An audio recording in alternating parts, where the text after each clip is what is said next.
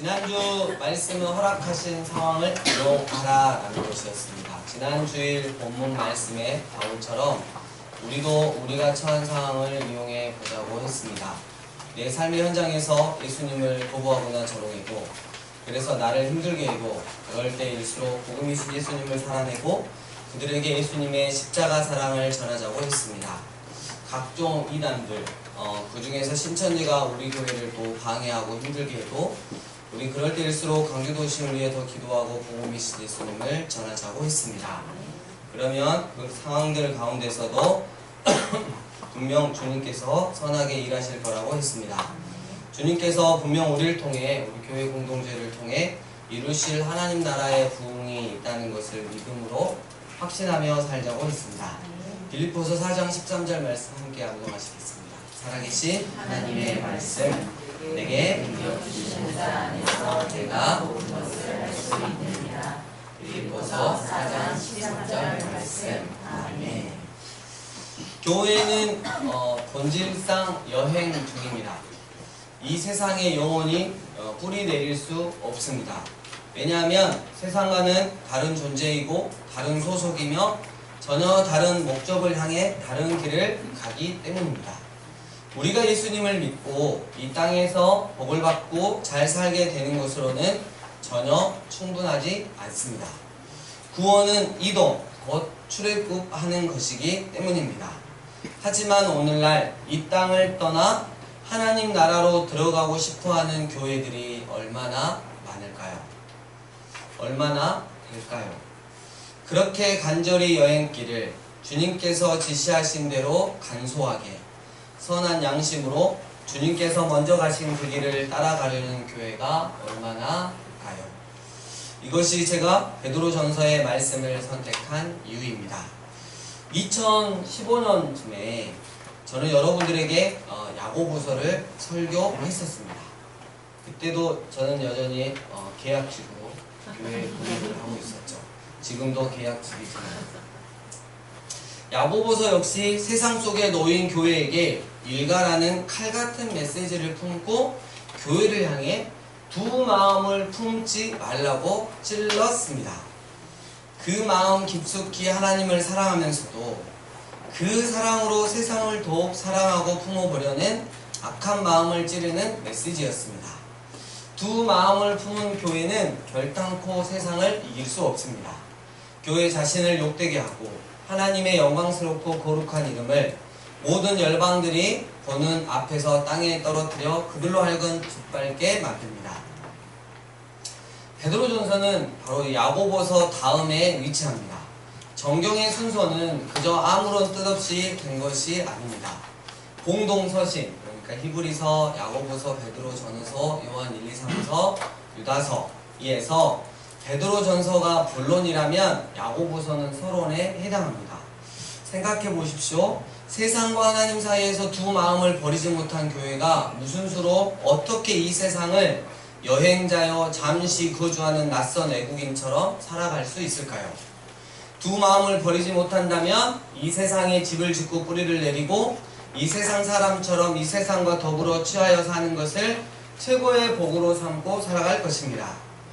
오늘날 이런 더럽혀진 복음, 지극히 현세적인 복음, 순전하지 않는 복음이 여름철 흙탕물을 일으킨 거대한 홍수처럼 한국 교회를 휩쓸고 있습니다. 하지만 가을이 오면 한여름철 홍수도 결국 끝날 것입니다. 잘 견뎌낸 교회들에게 주님께서 주시는 복된 열매가 있을 것입니다. 아멘. 그리고 닥쳐오는 겨울도 준비해야 합니다. 겨울이 오기 전에 주님의 교회들은 짐을 싸고 주님께서 정하신 목적지에 이르도록 순례의 길을 떠나야 합니다.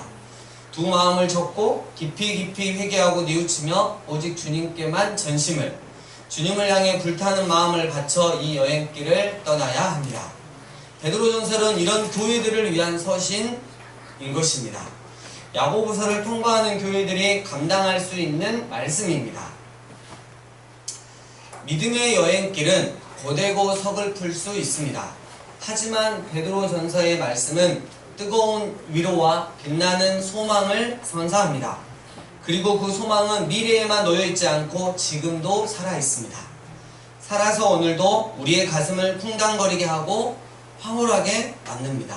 이제 베드로는 이 살아있는 소망에 이끌려 그 소망이 실현되는 길을 함께 가자고 흩어진 주님의 교회들에게 권면합니다. 또 하나 우리가 베드로전서를 보면서 함께 고민해야 하는 것이 있습니다. 베드로전서는 십자가 신학입니다. 그렇다면 베드로전서 3장 16절에서 베드로가 말한 이 선한 양심과 십자가는 무슨 관계인지, 십자가는 보혈 아닙니까? 그분이 채찍에 맞고 피 흘리심으로 우리가 구원받은 그 십자가, 밤새 서서 감격의 찬양을 불러도 다 못할 하나님의 사랑의 증거가 아닙니까? 그 십자가가 도대체 선한 양심과는 무슨 관계가 있는 것일까요? 생각해보면 베드로의 일평생 숙제는 예수님의 십자가를 이해하는 일이었을 것입니다. 그는 주는 그리스도시요 살아계신 하나님의 아들이라는 고백을 하고도 십자가를 지시겠다는 주님을 막아선 제자였습니다. 왜 예수님께서 그러한 권한을 받으셔야 하는가? 베드로는 도무지 이해하지 못했습니다. 부활하신 예수님께서 나타나 목양의 사명을 맡기셨을 때, 예수님께서 나중에 그가 어떻게 죽을 것을 예고했을 때에도 베드로는 여전히 그 십자가를 받아들이기 어려워했습니다.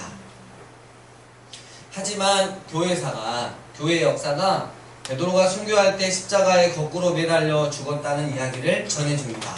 바로 매달려 죽을 가치도 없다고 고백했다는 말과 함께 말입니다. 베드로 그는 결국 십자가 의미를 이해하지 않았을까요? 이것은 베드로전서를 이해하는 열쇠입니다. 오늘날 십자가는 하나님께서 우리에게 오신 길로만 이해하고 있습니다. 하지만 그렇지 않다는 것. 베드로를 따라가 보면 이 십자가는 우리가 하나님께로 이르는 길이기도 합니다. 베드로는 이 십자가를 의인으로서 불의한 자를 대신하여 그들을 하나님께 인도하시는 의로운 고난이라고 부릅니다. 그리고 예수님을 따라가는 십자가의 길을 곧 거듭난 심령이 회복한 선한 양심의 길이라고 부릅니다. 그래서 십자가는 곧 선한 양심인 것입니다. 우리가 붙든 이 십자가는 선한 양심으로 해석되고 있는지, 나는 우리 교회는 이 길에서 어디쯤 서 있는지. 베드로전서는 그 말씀을 배우고 가르치는 교회에게 이 영광의 소망을 회복시켜 줄 것입니다. 그리고 짐을 싸게 만들 것입니다. 가볍고 단순하게, 하지만 가슴 속에 살아서 뛰는 영광의 소망에 이끌리게 할 것입니다. 세상에 속하여 세상에 뿌리를 내리면 세상과 함께 사라집니다. 교회는 그런 존재가 아닙니다. 주님을 사랑하는 우리 교회라면 이번 주부터 주시는 베드로전서 말씀을 통해 그분의 음성을 듣고, 그래서 그분과 함께 그분이 계신 곳까지 다 이르렀으면 좋겠습니다. 아멘. 1절에서 언급하는 본도, 갈라디아, 갑바도기아, 아시아와 비두니아는 모두 1세기 주중의 동쪽, 그리고 흑해 남쪽에 위치한 소아시아 지역들로서, 이렇게 말하면 도무지 무슨 말인지 모르겠죠. 그냥 통틀어서 터키입니다. 예. 로마 정부의 영향력 아래 선진화가 아주 잘 되었고, 동시에 이른 시기부터 복음이 전해졌던 지역들입니다. 특히 아시아는 요한계시록에 언급되는 7교회들이 있었던 만큼 인구가 엄청 많았고 세속 문화가 화려했습니다. 지금 베드로 전서의 편지를 받은 자들은 이런 세속 사회의 주변에 머무르고 있었습니다. 그 본토 로마의 신들을 섬기며 전혀 다른 방식으로 살아가는 사람들과 점점점 더 서로 부딪히고 있었습니다. 이제 베드로는 이런 갈등에 직면하는 세상 속의 그리스도인들에게 편지합니다. 뭐라고 먼저 말해야 할까요? 흥미롭게도 베드로는 그 갈등들에 대한 구체적인 답변들을 주기 전에 먼저 삼위 하나님의 이야기를 꺼내듭니다. 2절을 읽으면 정말 가슴이 벅차고 감격스럽습니다. 우리는 세속 한복판에서 버려진 것처럼 느낍니다. 우리는 강주도시 한복판에서 정말 뭐하고 있나 생각되었을 정도로 버려진 느낌이 듭니다. 우리의 신앙을 조롱하고 위협하는 세상. 너무나 유혹적인 세상에 둘러싸여 있습니다. 압박이 너무 큽니다. 어찌하면 좋을까요? 세상을 버릴 수도 없고 신앙 양심을 따르기도 힘듭니다. 구체적인 답변들을 하기 전에 베드로는 힘주어 말합니다. 우리는 결코 혼자가 아니라고. 우리를 둘러싸고 있는 것은 세상이 아니라고. 도리어 세상보다 크신 분, 삼위의 하나님이시라고. 1, 2절을 찬찬히 읽어보겠습니다. 베드로, 예수 그리스도의 사도는 본도, 갈라디아, 갑바도기아, 아시아와 비두니아의 택하심을 받고 흩어진 여행자들, 곧 하나님 아버지의 미리 아심을 따라 성령의 거룩하게 하심으로써 예수 그리스도를 순종함과 그의 피 뿌림을 받은 여러분에게 은혜와 평강이 넘치기를 기원합니다. 특히 1절과 2절의 대조를 생각할 때 그렇습니다. 정말 강력한 대조입니다. 1절에서 우리는 마치 우리의 나라, 우리의 고향을 따로 두고 타지에 있는 도시를 지나가는 여행자를 떠올리게 됩니다. 혹은 그곳에 여러가지 목적을 가지고 잠시 체류하는 애국인 입장을 생각해 보아도 좋겠습니다. 혹시 우리 주변에서 자주 볼 수 있는 동남아시아의 애국인 노동자들의 모습을 그려봅시다. 하지만 2절에서는 극적인 대반전이 펼쳐집니다. 베드로는 2절을 기록하며 그들을 놀라게 하고 싶었을지도 모르겠습니다. 1절이 초라한 외모라면 2절은 숨겨진 왕족 그 이상의 충격적인 신분입니다. 2절을 읽어보면 지금 1절에서 말한 것처럼 흩어져 있는 그곳에서도 주인 노릇 못하는 이들은 과연 어떠한 존재들입니까? 그들을 위해 성부 하나님, 성령 하나님, 성자 하나님, 곧 삼위 하나님께서 모두 등장하십니다. 정말 어미하고 장엄합니다. 상상 바뀝니다. 우리는 과연 누구입니까? 어떤 존재들입니까? 1절이 세상이 우리 교회를 바라보는 관점이라면 마치 불법으로 체류하는 애국인 노동자들을 보는 것처럼 그렇게 바라보는 세상이 교회를 바라보는 관점이라면 2절은 하나님께서 우리 교회를 바라보시는 관점, 믿음의 관점, 교회가 반드시 그렇게 스스로를 바라보아야 하는 관점인 것입니다.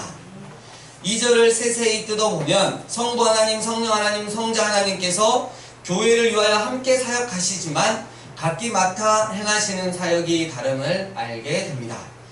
먼저 성부 하나님께서는 교회를 계획하십니다. 교회는 성부 하나님께서 원하시고 계획하시고 디자인한 것입니다. 교회 자체가 하나님의 뜻이고 그의 뜻의 실현입니다. 예수님을 믿는 우리는 누구입니까? 우리가 이 세상에 존재하는 것은 결코 우연이 아닙니다. 세상이 보는 대로 우리 자신을 보아서는 안 될 것입니다. 교회는 사람들이 고안한 단체가 아닙니다. 창세전부터 하나님의 뜻과 계획에 따라 디자인된 것입니다. 또한 하나님의 미리 아심을 따라라고 할 때 하나님의 계획, 결정, 의지 그리고 그분의 디자인을 강조합니다. 사도행전 2장 23절 그리스도가 하나님께서 정하신 뜻과 미리 아심을 따라 내어준 바 되었거늘 그리스도 예수의 죽으심이 우연히 된 것도 세상이나 마귀의 뜻대로 된 것도 아니라는 것입니다. 예수님이 관한 이 모든 일들은 이미 세상이 창조되기 이전에 하나님 뜻으로 결정된 것입니다. 그래서 베드로는 예수님에 대하여 하나님의 미리 아심을 강조합니다.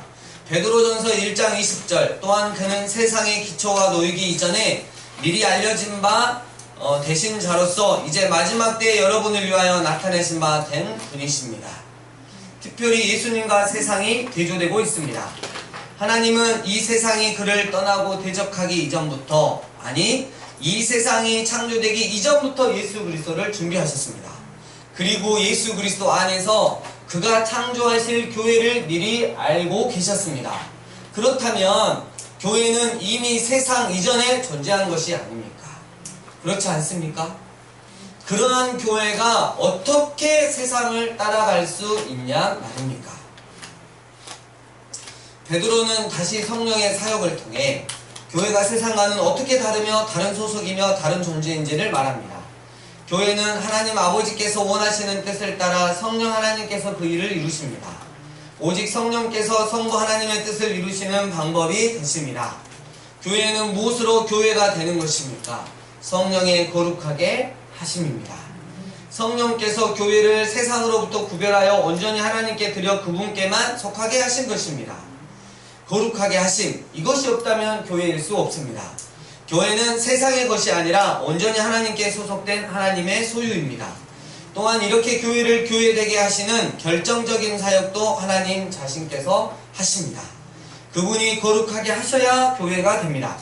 그것은 인간이 할 수 없는 것입니다. 덧붙여 성령의 사역은 거룩하게 하심을 잊어서는 안 됩니다. 성령의 역사를 힘입어 병이 낫고 방언을 해도 죄에서 돌이키는 참된 회개와 거룩한 삶의로의 변화가 없다면 그것은 성령의 온전한 역사일 수 없다는 것. 교회의 교회됨의 표시는 거룩함입니다. 세상과 같지 않다는 것이죠. 오염되지 않는 것, 더럽지 않는 것, 세속적이지 않는 것, 참되고 진실하며 거룩과 긍휼이 가득한 것입니다. 단순히 부흥하는 것, 성장하는 것이 아닙니다. 성령의 거룩하게 하시는 역사 없이 교회는 교회가 되지 못합니다. 성령께서는 교회를 예수 그리스도 안에서 거룩하게 구별하셨고 지금도 성결하게 하고 계시고 또한 주께서 다시 오실 때 그와 같은 모습으로 최종적으로 그리고 온전히 거룩하게 하실 것입니다. 그래서 교회는 부족해도 이미 성도, 즉 거룩한 무리라 불리는 것입니다. 그 거룩하게 하심이 확정적이기 때문입니다. 베드로전서는 이런 성령의 확정적이고 지속적이고 또한 최종적인 사역을 잘 표현합니다. 즉 성령께서는 하늘로부터 보내심을 받아 1장 12절 그를 힘입어 예수 그리스도의 복음을 전하게 하셨고 2장 5절 계속해서 성도들을 살아있는 성전으로 지어가고 계시며 4장 14절 장차 그들을 영광스럽게 만드실 영광의 영으로서 현재 이 세상 속에서 고난받는 그들 위에 머물러 계십니다. 이렇게 성령께서는 교회를 세상과는 다른 존재로 만드십니다. 그들을 이 땅이 아니라 하늘에 속한 영원한 생명으로 거듭나게 하시고 그들을 썩어가고 더럽고 세해가는 세상과는 본질적으로 다른 거룩한 성전으로 지어가시며 이 세상에서 고난받는 그들 위해 마지막 때 그들을 온전하게 하실 영광의 영으로 머물러 함께 계십니다. 교회를 거룩하게 하시는 성령의 역사는 이런 식으로 교회를 세상과 분리하시며 썩지 않고 더럽지 않고 허무함에 굴복하지 않는 나라를 위한 백성으로 만들어 가시는 것입니다. 교회는 세상과 섞일 수 없는 전혀 다른 존재로 성령으로 거룩하게 하심을 입었고 지금도 입고 있으며 앞으로도 입을 존재인 것입니다. 그러니 교회는 결코 세상과 섞일 수 없는 것입니다. 마지막으로 성자 하나님이신 예수님은 성부 하나님 아버지의 뜻을 이루시며 성령의 거룩하게 하시는 사역의 근거요 목적이 됐습니다. 예수 그리스도의 순종과 핏부림이 성령께서 교회를 거룩하게 하시는 근거요 이유입니다. 그리고 성령께서 교회를 거룩하게 하신 결과 곧 우리를 하나님을 떠나 하나님을 대적하고 반역하는 타락한 세상으로부터 불러내셔서 어디로 데려가십니까? 바로 예수 그리스도의 순종과 피 뿌림의 자리입니다. 거기서 교회는 그 피 뿌림을 얻기도 하지만 그의 고난에도 참여해야 합니다. 분명히 교회는 예수 그리스도의 순종하심과 피 뿌림의 모든 은혜를 마음껏 누립니다. 하지만 동시에 예수 그리스도의 순종과 피 뿌림의 복음은 거룩해진 교회가 반드시 이르러야만 할 목적지이기도 합니다. 곧 예수 그리스도의 순종과 고난에 참여하는 것입니다. 예수님께 순종함으로써 그분의 고난과 승리의 길, 죽으심과 부활의 길, 하늘에 이르는 유일한 여행에 참여하는 것입니다. 이것이 성부 하나님의 뜻이며 성령께서 교회를 거룩하게 하시는 이유이며 예수 그리스도께서 순종하심과 피 뿌림의 길을 가신 목적인 것입니다. 말씀을 정리합니다. 교회는 이 세상과 같이 갈 수 없습니다. 길이 다르기 때문이죠. 베드로가 전하는 복음은 전능하신 삼위 하나님께서 세상으로부터 교회를 택하여 세상 밖으로, 세상과는 다른 목적지로 불러내셨다는 소식으로 시작합니다. 우리의 신앙을 조롱하고 위협하는 세상, 너무나 유혹적인 세상, 버릴 수도 없고 선한 양심을 따르기도 힘든 세상에서 삼위일체 하나님께서는 너희들은 결코 혼자가 아니라, 너희를 둘러싸고 있는 것은 세상이 아니라 그 세상과 절대 비교 불가한 전능한 삼위 하나님이시다. 세상 사람들, 특히 높은 지에 있고 돈 좀 있는 일명 잘 사는 자들이 너희들을 마치 외국인 노동자들처럼 취급하더라도 그것에 신경 쓸 필요가 없다. 온 세상을 창조하고 너를 구원하여 영원한 나라에 이르게 하는 삼위 하나님이 너를 지키고 보호하고 인도하실 것이기 때문이다 라고 말씀하시고 우리를 불러내셨습니다. 이를 위해 성부 하나님, 창세 전부터 하나님의 뜻과 계획에 따라 예수 그리스도 안에서 교회를 디자인하셨습니다. 아멘. 이것이 교회일진데 교회가 어떻게 세상을 따라간다는 말입니까? 성령 하나님, 교회 공동체를 죄에서 돌이켜 회개하게 하시고 거룩한 삶으로 변화시키십니다. 세상에 오염되지 않고 더럽힘을 당하지 않고 참되고 진실하며 하나님의 마음과 거룩을 품게 합니다. 이 땅이 아니라 하늘의 영원한 생명으로 거듭나게 하심, 썩어가고 더럽고 새해가는 세상과는 본질적으로 다른 거룩한 성전으로 지어가심, 이 세상에서 복음 때문에 고난받는 교회를 위해 마지막 때에 그 교회를 온전케 하심 때문에 교회는 결코 세상과 섞일 수는 없는 것입니다. 성자 하나님, 당신의 교회를 위해 십자가에서의 대속의 피를 뿌리셨습니다. 그리고 교회를 예수님 당신께 순종하게 함으로 그분의 고난과 승리의 길, 죽으심과 부활의 길, 하늘에 이르는 유일한 여행에 참여시키셨습니다. 그러나 뜻밖에도 오늘날의 교회에게 이 소식은 귀에 낯섭니다. 예수 믿고 복받고 부자 되고 잘 사는 것이 복음 아니던가요? 그렇게 들어왔지 않습니까? 하지만 만일 우리가 예수님을 믿는다면 베드로는 우리를 향해 이렇게 선포하는 셈입니다. 하나님은 우리를 택하셨습니다. 그것은 우리가 이 세상에 속하지 않았으며 이 세상과는 전혀 다른 길을 가며 전혀 다른 목적지에 이른다는 것을 뜻합니다. 여러분, 이 말이 섭섭하게 들리십니까? 아니면 정말 기쁘게 들리십니까?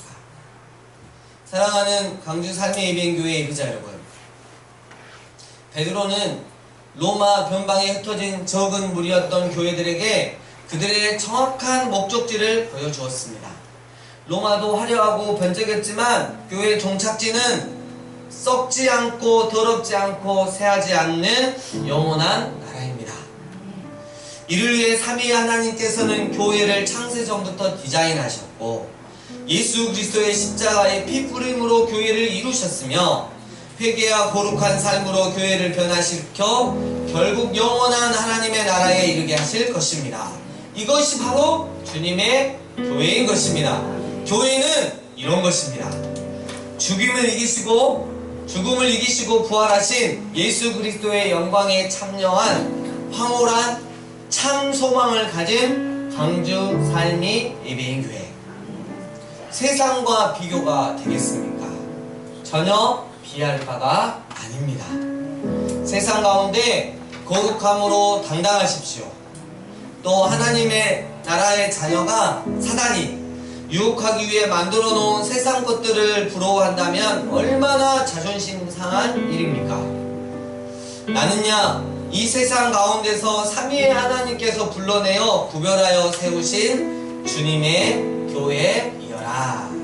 이 고백을 하시며 한 주 동안 사시는 여러분들 되었으면 좋겠습니다. 이 시간 함께 기도하실 때 우리의 영적 자존감은 어디에 있는지 한번 점검해 보았으면 좋겠고, 우리는 그리고 내 개인은 삼위일체 하나님의 교회임을 우리가 깨달아 알고 다시 한번 세상과 절대 섞일 수 없는 존재임을 깨달아라 회개하고 결단하는 시간 갖도록 하겠습니다. 함께 기도하시겠습니다.